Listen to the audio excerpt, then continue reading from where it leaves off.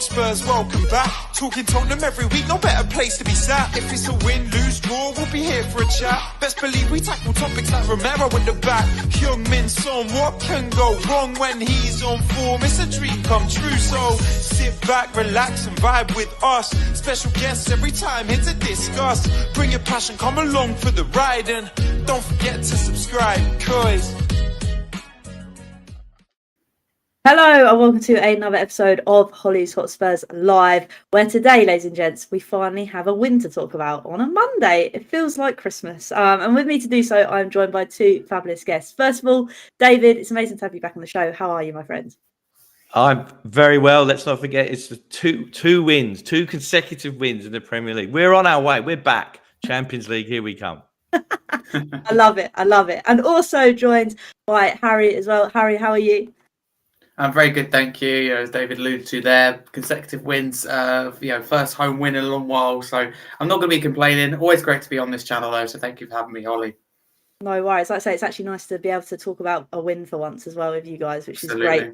Obviously, this show is sponsored by none other than the tabletop, which is the beautiful dice above David's head. So if you wouldn't mind, go checking them out in the link in the description. It probably isn't in there just yet, but it will be in there when you're probably rewatching this. So make sure you go check them out for all things Pokemon and board games. And without better ado, let's crack on with it. Because David, like you kind of alluded to, we've done the double over them, technically done the triple over them this season. So what did you make of the game against United? Well, I think, was it someone described it as two bald men arguing over a comb derby? So, look, it was all about the result. And let's not forget, this is also two clean sheets in a row as well in the Premier League. The last time we did that was when George Graham was manager in '99, I think. But, look, it was all about the result. And what was great to see, and I know we'll talk about it later on, is that it felt to me, watching it last night on the replay, the whole game, that the supporters were behind. I think, Harry, you were there, weren't you? So I think, and so it felt like the crowd are really behind the team, and that I mean, obviously we'll talk about the protest later, but that didn't interrupt with what was going on. And I just thought that look, we weren't great, and there were some standouts we'll get to, but we got the result. And I mean, United are so bad; it's hilarious. They are pretty poor, and that's put it lightly. But like you kind of alluded to as well, Harry, it's like 105 days since we had a home win in the Premier League. It was nice to do it over United. So what did you make of the game? Yeah, I thought it wasn't the most entertaining, I suppose. But as David said, it's the result that mattered. We got the win. And I think there was promising signs in there. And I know we'll get onto it, but I thought we had more control, a little bit more creativity with the likes of Maddison in the team. A little bit more calmness defensively. I think Vicario in goal.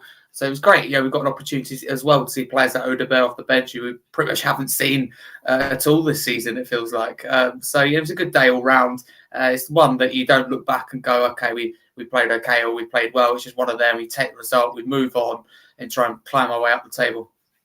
Definitely. That was a big 3 points for us as well, especially with them lurking around us too. But obviously, David, there was a few familiar faces back in the squad that we haven't seen for a very, very long time. Obviously, one of those being Vicario and Maddison that were on the starting sheet. So for you, let's start with Maddison, because obviously there's been a lot of talk about Maddison, and I think he did the honours of shushing that certain person that's been talking a lot about him to get on that goal sheet. So what did you kind of make of Maddison coming back into the side? Well, that certain person, Roy Keane. So we're doing the Grumpy Old Spurs show. So kind of Roy Keane is one of my favourite grumpy people in the world, along with Noel Gallagher, Chris Sutton, and Alf from Home and Away. And Roy Keane's also a childhood Tottenham fan as well. Okay, so look, I thought Maddison was good in the first half, faded in the second half, which would understandably because of the injury and coming back. I thought that, in terms of we weren't massively. We didn't really work their keeper first half, but we looked bright, and with him there's invention. In terms of him shushing Roy Keane, and I think my showbiz mate Simon Jordan from Talk Sports had a few words about him as well. I did think that old James in the interview afterwards, when he talked about the noise of social media and WhatsApp groups and things like that. Well, James, you do have an Instagram account, mate, where you are posting about this, that, and the other. So you can't complain about the noise when you contribute and have your social media profile. Now, I realise I am sounding like a grumpy old Spurs fan, but that's what it is. I thought he did well. I would, for him this season, our season's all about Europa. I'd just play him in Europa and play our best team in Europa. But he did all right, and we do look brighter. But we need, if you look at where else is creativity going to come from? Kulu, yes, but I think he's running on fumes. Bergvall, if I pronounce his name wrong, apparently, then I apologise. I think I'd like to see Bergvall in a number 10, so give that a go, to be honest. But yeah, he did all right. Yeah, and I think that's the thing. I think as well, Harry, because there was so much space in midfield. So I think United just kind of set up very, very wrong against us. I mean, I'm not complaining because we got 3 points, but there was a lot of room for Maddison to kind of do his thing, wasn't there? Yeah, there was. It was his type of game, so it's important that he was in it. And they just added that calmness, that control, a little bit of leadership in midfield, a lot of vocal as well from him, a lot of pointing. And yeah, it was just really good. And obviously, the goal he got, he's not going to be talking about for weeks to come, because it wasn't the most spectacular tap in, but right place, right time. You're probably right in terms of the way the United set up, but I would argue that they were limited for options. And I think the bench backs that up. Lindelof, for me anyway, was the only name I recognised on that bench. I think it was full of teenagers. I think they were all teenagers, in fact, apart from Lindelof. So, Amorim was hard done by in that sense. In January, they didn't really do a lot at all. Man United, I thought they'd do more back Amorim, and they haven't. So, he was in a position where he was playing like Casemiro, Garnacho, players that haven't played consistently for a long while now, and Casemiro's past it, etc. Hence why I kept giving fouls away. When several times Basuma beat him, and he's just like, he's not giving a go there. I'm going to pull you back. Haven't got the legs. But no, it was Maddison's type of game, and he thrived. But I will agree with David, went off the boil a little bit in the second half, but I think we're cutting that a little bit of slack because he is just coming back from injury. But either way, it's nice to have these players back, and hopefully you can, as I said, start getting those results, climbing the table. But David's spot on. It's all about Europa League this season. 100%. And I think that's the thing as well, because it made me laugh as well in the post match, David, where Andrew's obviously asked about the kind of fact that Man United didn't have many players to their disposal, and it was kind of a response that kind of made me giggle a little bit. What did my fellow Australian say? Because I didn't see that bit. Do you know? He literally said he was asked about obviously the fact that Man United don't have many options, and he's having to play the kids. And Andrew's basically just like, "That's been me for 2 months." No sympathy. Yeah. Yeah, I understand that the Sky commentary and punditry was concentrated a lot about all of Man United's injuries, not with any sense of irony, I'm guessing. Even match of the day, Zaka says all about United. Where do they go from here? Not Spurs. What an absolute sad thing. It's always the same way. And I think that's the thing as well. I mean, it was great to have Maddison back. He got on the score sheet. Again, like we said, it was kind of an easy tap in, but he had to be there, right place, right time. And he was, which was great. Obviously, another player that came into the fold, David, that I know you wanted to talk a little bit about was obviously Vicario. And the fact that, yes, it was great to have him in. But what did you kind of make of him being in between the sticks?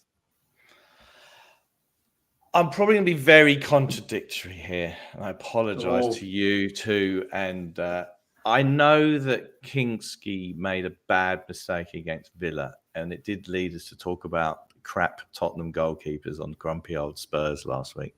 But I do feel that Kingsley is calmer. I don't feel a sense of calm with him, with Vicario. Yeah. I'm also going to be even more controversial. Is that Mickey van der Ven? You remember who Mickey van der Ven is? And Romero, the Argentinian player. They're not that good in the air, right? And I've quite liked Gray, Davis, or Tiny Dancer, or even Dragushin in the air with Kinski, right? Now, he was back yesterday. I think he stopped bollocking the younger players because he realises actually they're pretty good and he can't really do that. And he's never going to bollock Romero. And I felt some of his saves, he's always had a little bit of that weakness when when they showed that, when we signed him, there was that triple save that he did. Do you remember that? And you saw the clip on YouTube. But two of them, he just parried it out back into the middle. And he did that yesterday as well when he did that double save. He's just a bit weak on that. And I think there was one thing in the second half where the cross came in and he got beaten, but someone was offside. Remember that? Mm-hmm. And I thought to myself, we're going to be up against a much more decent attacking team than United, let's face it. I still think he flaps around on crosses. So in a way, I think having experience back yesterday was a good thing. But if a lovely offer came in for him over the summer and we got a ready-to-go decent number one, I'm sorry to say this, I'd get rid. Sorry. Wow, David. Yes, I'm not. I was saying Raya. I did the old, Levy didn't get Raya. I was one of So me. did I. And then I had to eat humble pie for about 6 months. Oh, no, he is great. And Raya's not that good. But now I'm like, this season, he reminds me of old Tottenham keepers who couldn't deal with a cross. Sorry. No, But that's a nice to fair see point. him. But nice to see him back. And if he's watching, hello. Yeah. No, it makes perfect sense. I think the thing is, obviously, with Kinksky, I think he's great between the sticks. There's at the moments where he had that big major slip up, obviously cost him a little bit. But yeah, I don't know. It's an interesting one. I mean, Harry, what did you make of obviously having Vicario back? I know that we had a slightly different defence, obviously with Danso in there as well, which was kind of nice because he is a little bit taller as well. What did you kind of make of that dynamic?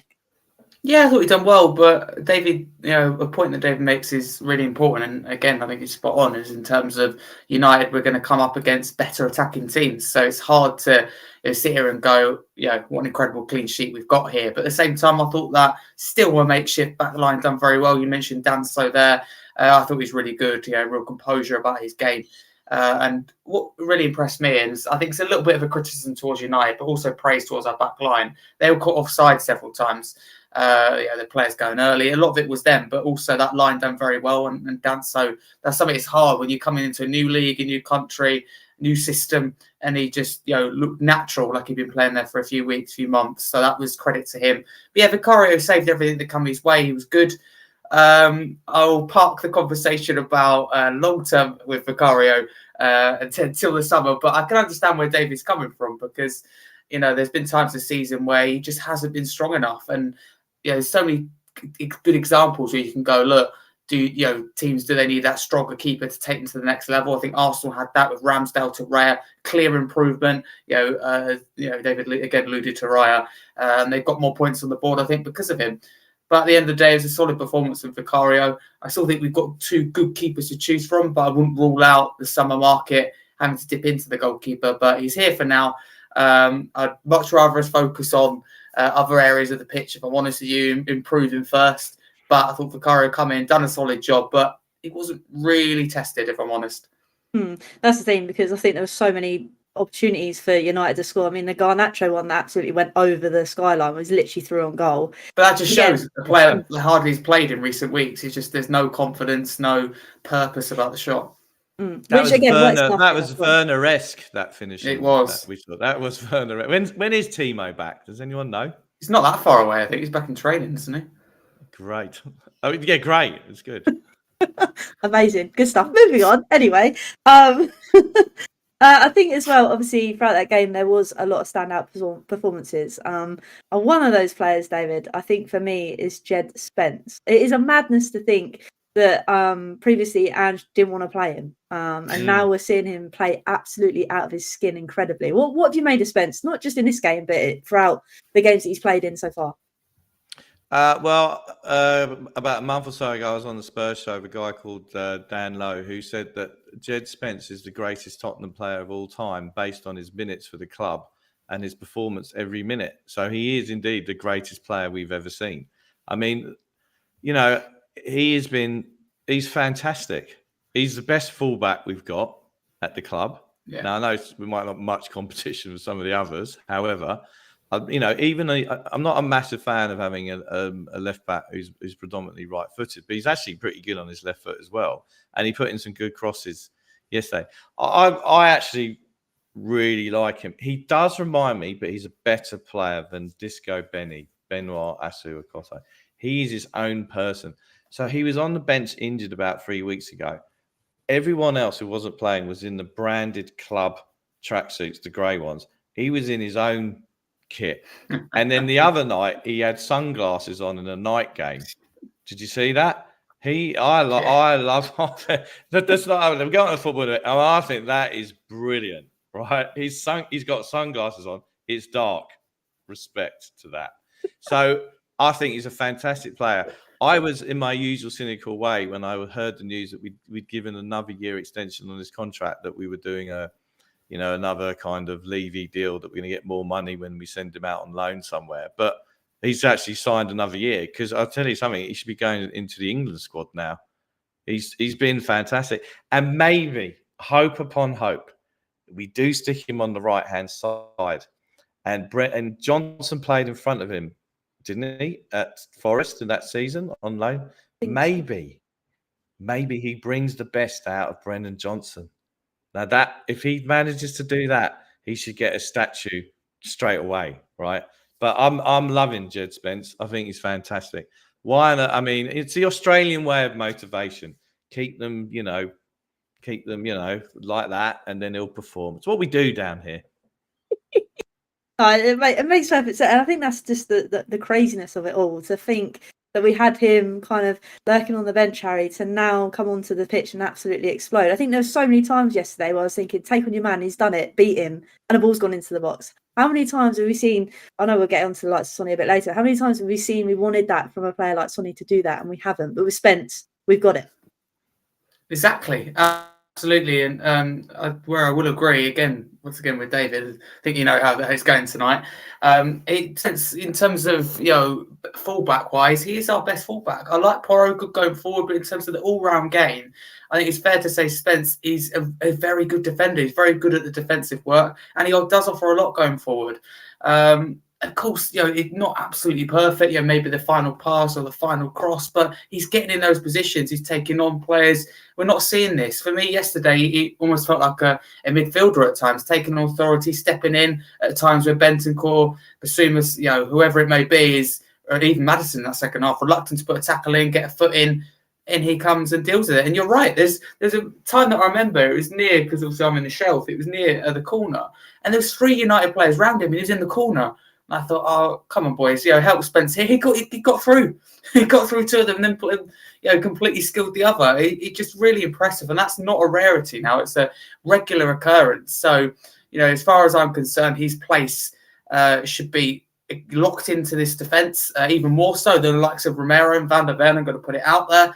For me, Spence would be one of the first names on the team sheet, because it's got to be based on performance, not profile. And Spence has done very well. And now I'd be saying to a doggy, if I was Ange, and I don't think it'd go this way, but, fight your way back in the team. Show me why you should be in this team, because someone's come in for you as a stand-in and done not sorry, but a better job. And that's credit to Spence, but also, raising the standard. I think you want that healthy competition, but I think it does say something, though, when Spence, that he can play that well at left back. How well can he do at right back? I mean, I'd love to see. So that's real credit to him. And I wouldn't, Spence is a player that I looked at him based on that and wouldn't have a problem with playing him anywhere. I trust him, and it'd be up to the task if it come to it. Another big injury crisis. So no, full credit to Spence, real maturity at a time where, managers, there's a lot of question, wasn't there, about his attitude. I think he's proven wrong, or he's certainly changed. So it's great to see. Classy individual, and just long way to continue. He has to stay in this team, even with players coming back. And it's interesting. Can I just continue this Djed loving? Sorry, that's all right. Just 2 more things. One, my vision and dream, if he doesn't turn Johnson into a decent player, would be that you have Porro playing right up top, Spence behind him, and they can even interchange and this, that, and the other. I mean, I think Porro's a decent crosser and he's good going forward, and maybe coming from a deeper position, he might not be so good in the advance. I'd like to see that, but I don't think we can do it this season, because Porro's played more games than the whole of the Premier League combined. And do you not think, when Spence is putting in those beautiful crosses yesterday, somewhere in the stadium, Dominic Solanke's crying into his latest anime drawing, going, look at that, eh? So Solanke back in the middle, decent crosses coming in. We're going to win Europa. We're going to get Champions League. Oh, I hope so. That is the dream. We've got to win something this season. Obviously, as well, Harry, I'll come to you for this one as well, because obviously we've spoken about missing Solanke, and we stuck Tell up there at the weekend, which I must say I am very pleased about, because I didn't want to see Sonny up top again. Better to see him out on the wing. For you, what did you kind of make of Tell? Because I think there was a lot of opportunities where he had some decent shots on goal. There just wasn't enough power behind them, so to speak. No, there wasn't, but I thought generally done okay, and you're going to get those fans, and I've seen it already throughout today. I saw it yesterday as well. They're going to jump to conclusions, they're going to judge him, waste the money. etc. I think however you feel about the owners or the window, I don't think it would be fair to say, to judge Tell that quickly. I thought he put a really big shift in, showed real energy, passion, and we saw that with the Villa game as well. He's getting frustrated with his new teammates at Spurs for not pressing, and I saw that again against United. He leads the press. Okay, a little bit lacking that conviction, that power, as you say, Hollie, behind the shot, but that could come over time. I don't think it's anything to worry about. There's a couple of times that so nearly he was either nearly in or his pass was nearly in. So yeah, if he sat down and looked at it, I'm sure he'd be frustrated maybe that he couldn't do more, but it's not for the want of trying. He's new. He's like a raw talent for me, and I think a lot of it is the price tag. We've seen it with so many players, with Spurs and with other clubs. They've got this massive price tag. They're expected to perform straight away, but it's just not going to work like that. This is new for Tell. He's used to playing on the left, having catered for Harry Kane. But I'm with you, Hollie. I didn't want to see Son down the middle. I wanted to see Tell down the middle. We saw that, and it's nothing against Tell, but it is fair to say we do miss Solanke. I absolutely agree with both of you on that. We do miss Solanke. He's just his physical presence, hold up to the ball, and I just think what Solanke does goes so underrated, in particular off the ball. So we have really missed him. I think more than anyone. I'm honestly, out of all the players that we've had out, maybe Van der Ven, you could argue the pace and the system, but Solanke I think we've really missed. But Tell, either way, is a good signing. It's competition for minutes. It's strength in that position.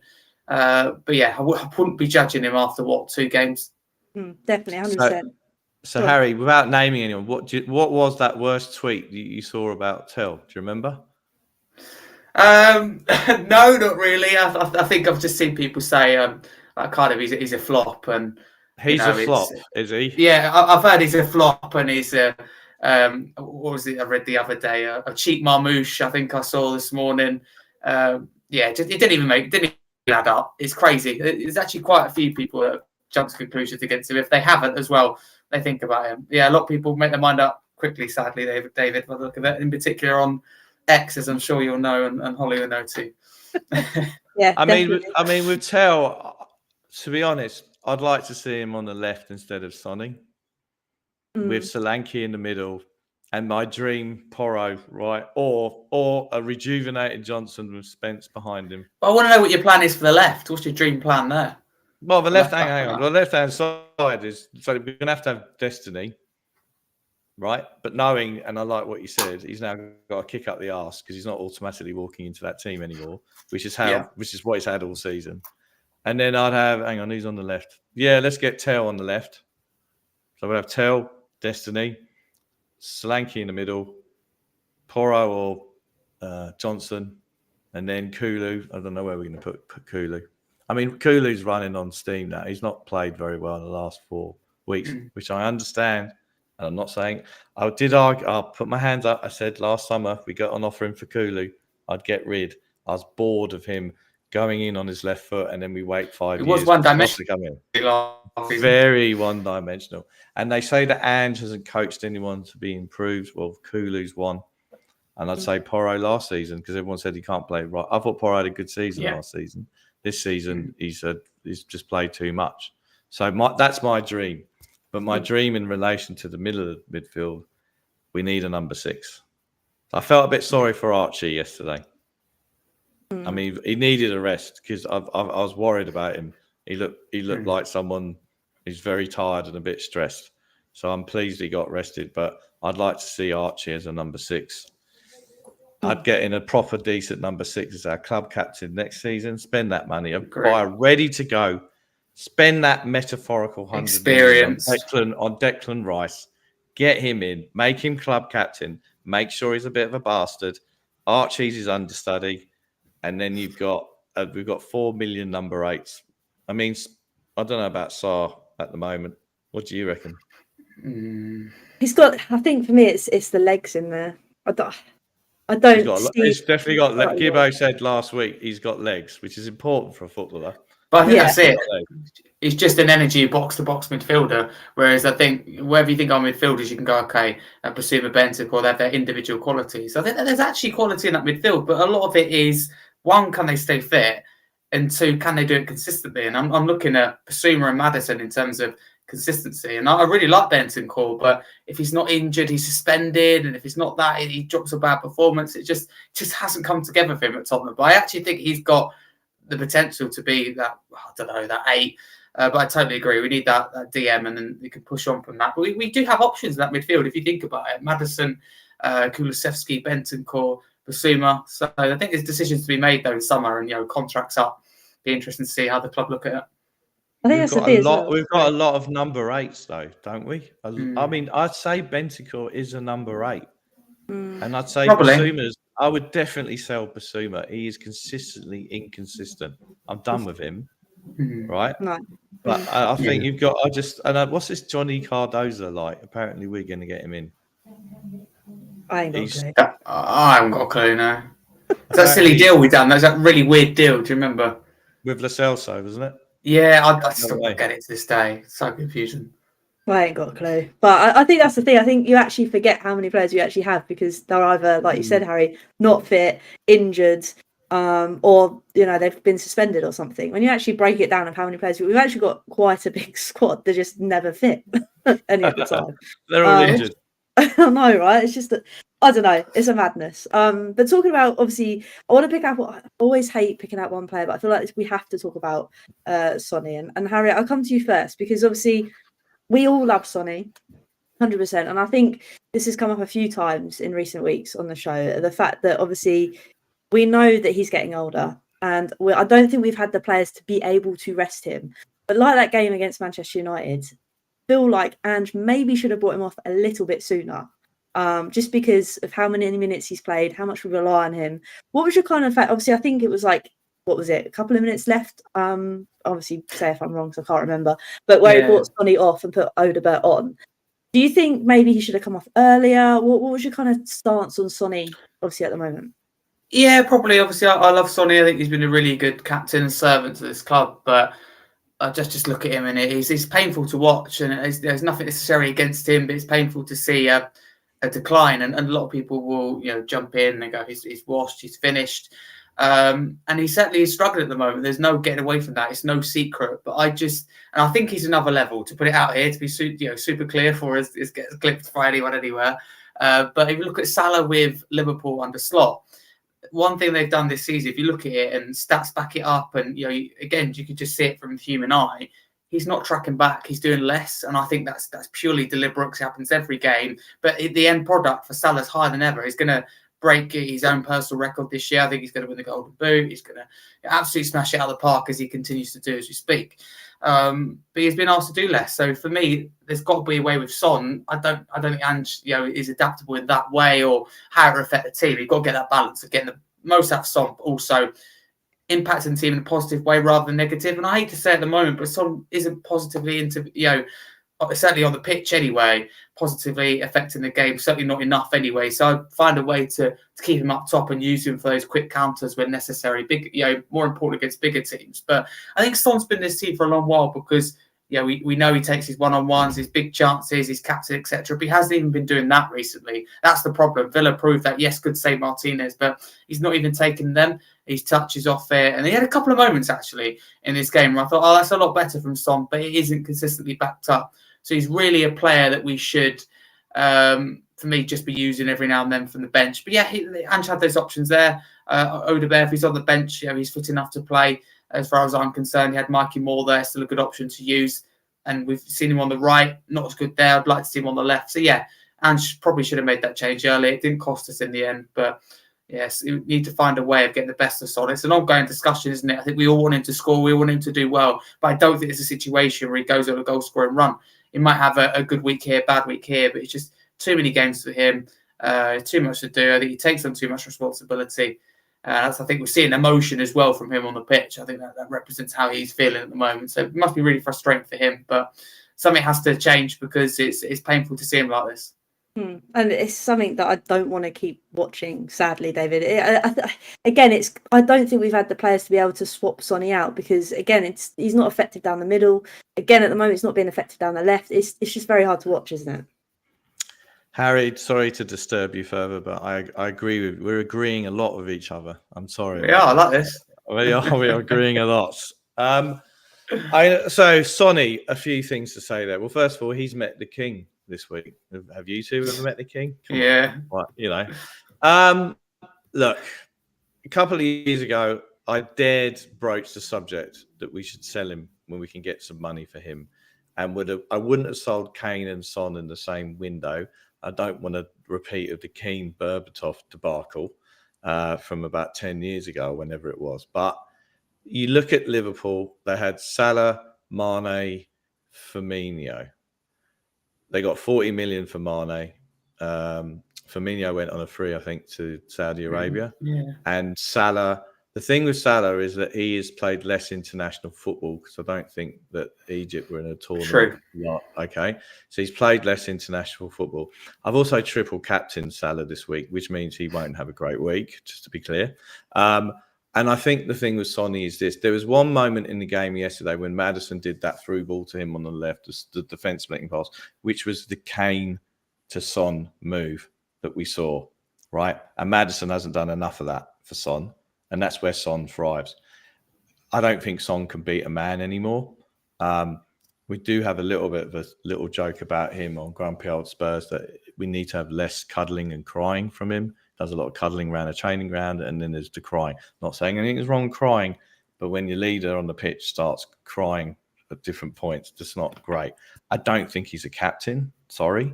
He's a lovely guy. He's a great ambassador for the club. But like I didn't think Ledley King was a great as captain. You need a player who is going to properly do a Roy Keane on us. We need a Roy Keane. Okay. And so where are we now?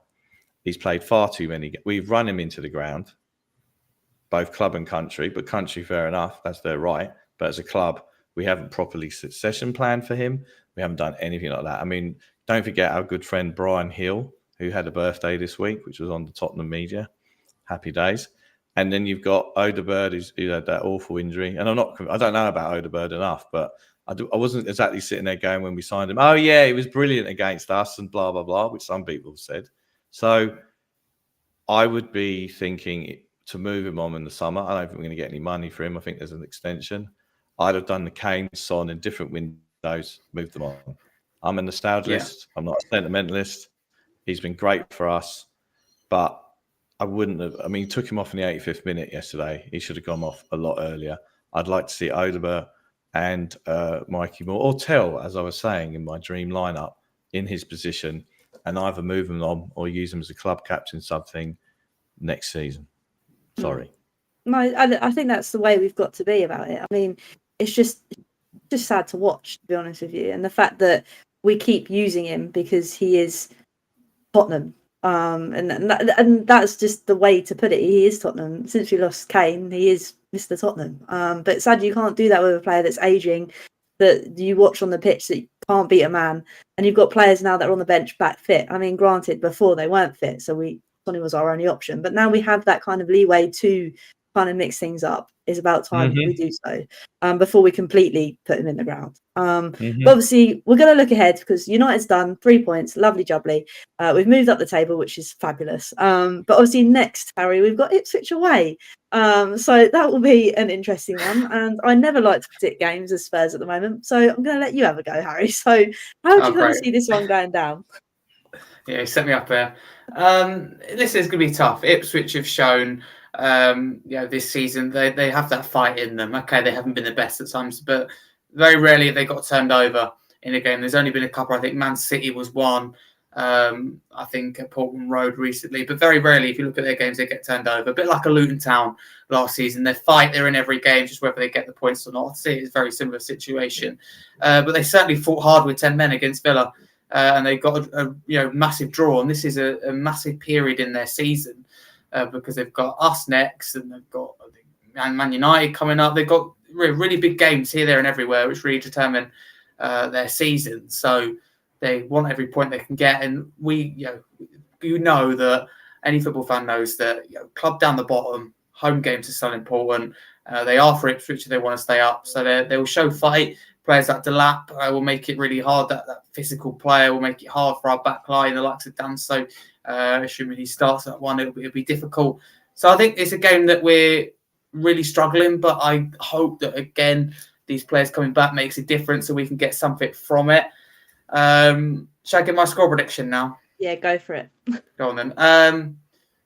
I'm going to go with a frustrating 1-1 draw. I think the Ipswich will be really good, and I think that we can't quite win the game, but at least we won't lose it. I think if you go back just a week ago, it's a game that we probably would have lost. So not great, of course, to draw the game, but it's feeling more confident than I did a few days ago, if that makes sense.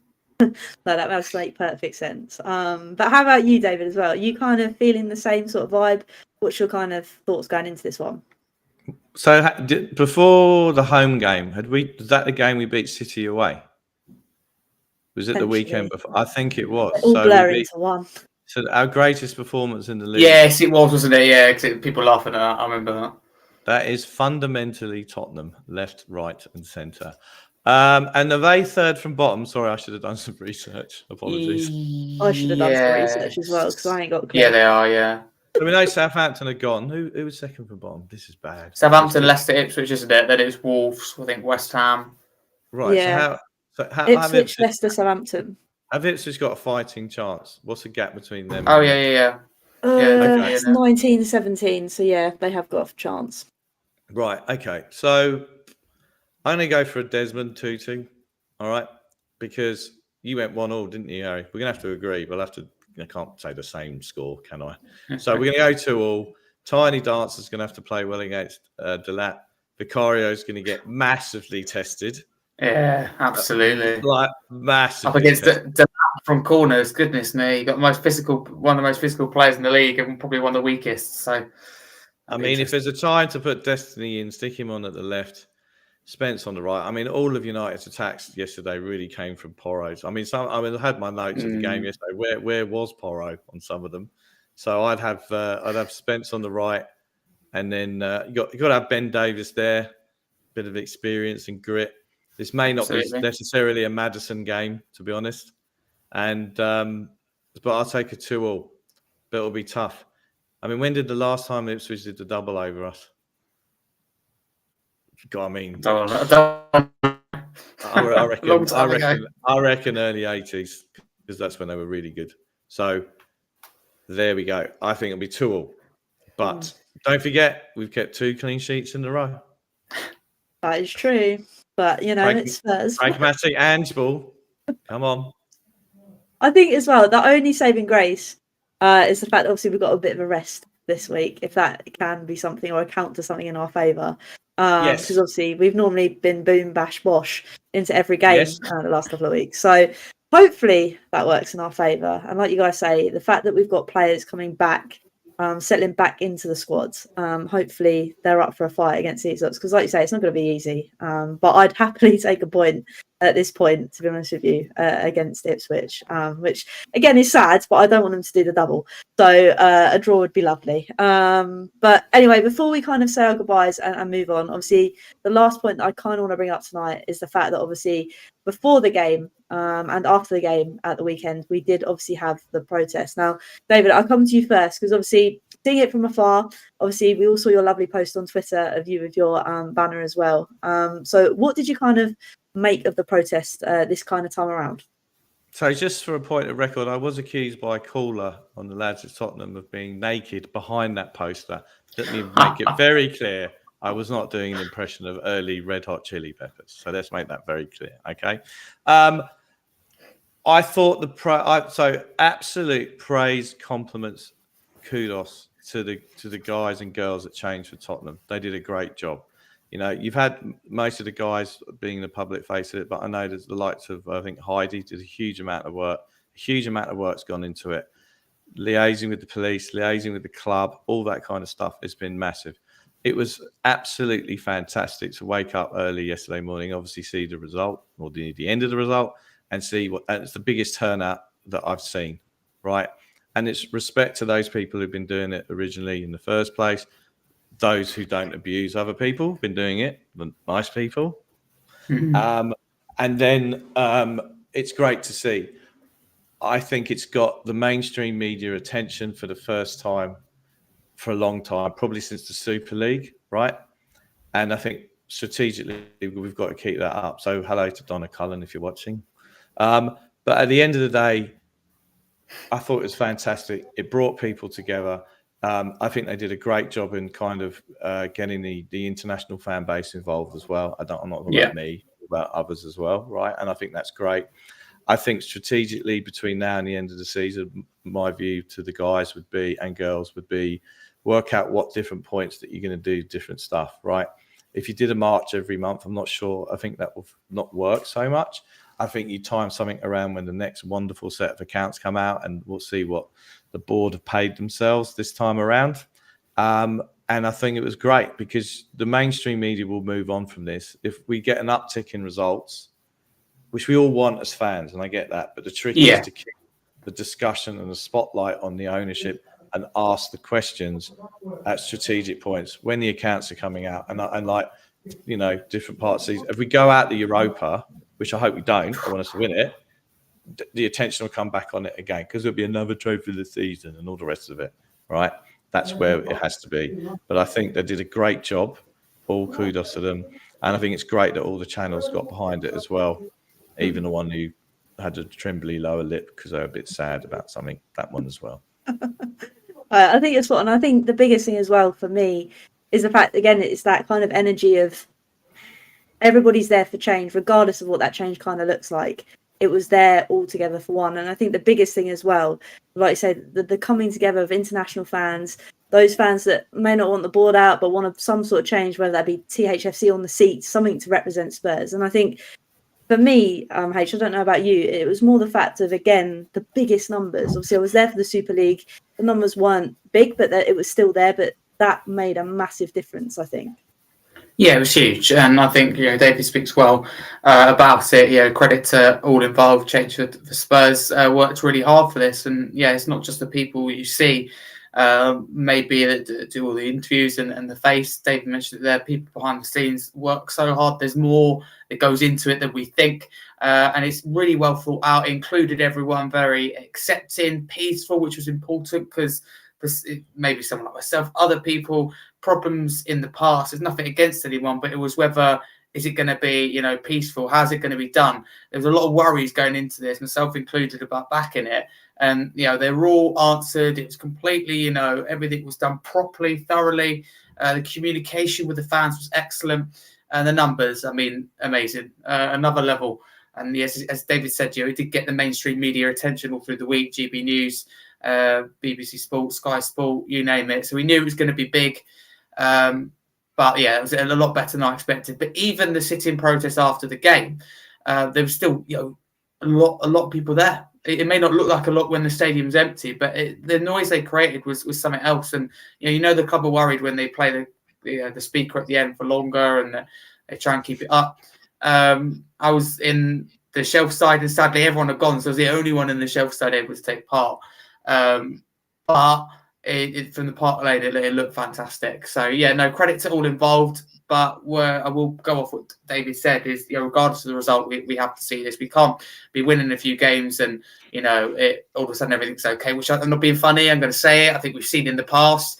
When we lose, it's Levy's fault, it's Enoch's fault. But when we win, everything's rosy. So we've got to get that balanced right. And another thing that I was worried about myself, loads were worried about, was can we still back the team as well as what the ownership and the board, etc. What change? They achieved that really well, and they made it crystal clear that we will still back the team. That was the heart of everything they've done. So they delivered it superbly. So hats off to all involved and to the fans for turning up, because match day routine as well means a lot to some people to go out that way.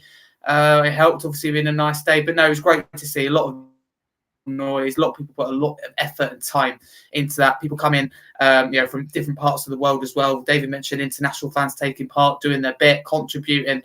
And it's great to see. So, we want to see more of that, but a fantastic start and got the media recognition it deserved as well.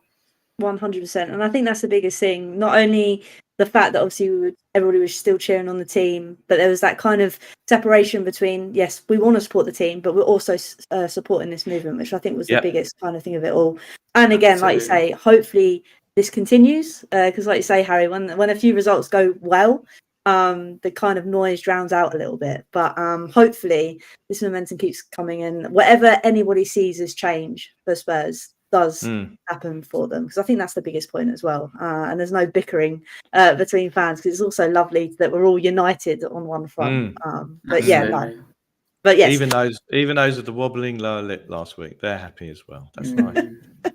It is nice to see. But you know what? It's been an excellent evening tonight to talk about a win, to talk about stuff off the pitch as well. It's been good fun. So we'll go around the table, say our goodbyes. So first of all, David, thank you so much for joining us tonight. Where can everybody find you doing your thing? It's a pleasure to be back on and to agree with Harry the whole night. So basically, we're lads at Tottenham to do 2 shows a week. There's a Friday night. I always get this wrong. Preview show, not review, because it's not happened yet. Thank you. It's early for me. That is on about 9 o'clock UK time, and we've got some great technical ability, analysis, good chat, and just having a laugh.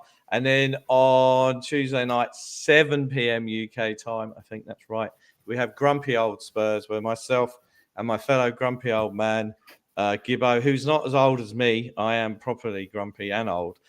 We just have a little chat about things, and we talk about Tottenham. We don't do the XGs and the data. I did some slides last week, which I was very proud about, and we talk about stuff, what's going on. But we also talk about the fact that when Ange was having his problems the other week, we were talking about, do we get Thomas Frank in? And then we talked about the fact Thomas Frank's got a lovely haircut. And then we asked the question, which Tottenham manager has had the best haircut over the years? So I'm putting you two on the spot. Who do you think is the best haircut of a Tottenham manager? Jesus. I'll tell you where we ended up. We did end up at Glenn Hoddle, and also the following week I had to issue an apology because we hadn't considered, and it's before your time, Jerry Francis's hair, which is a thing of wonder. So we went with Glenn Hoddle. That's the kind of thing that we talk about at Grumpy Old Spurs. This sounds like a bit of me, man. Love it. Football. I want to talk about haircuts. Correct. And we might talk about beards this week if we've got time. I look forward to that. Make sure everybody go tune in.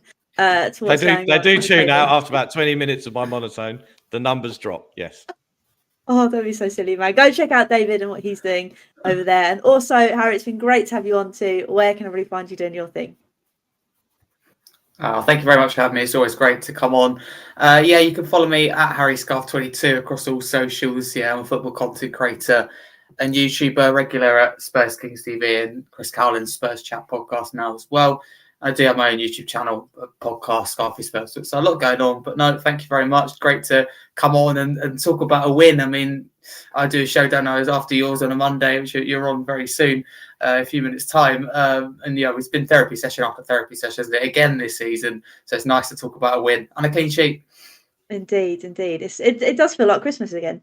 But no, thank you to everybody too that's been watching, that's going to rewatch this.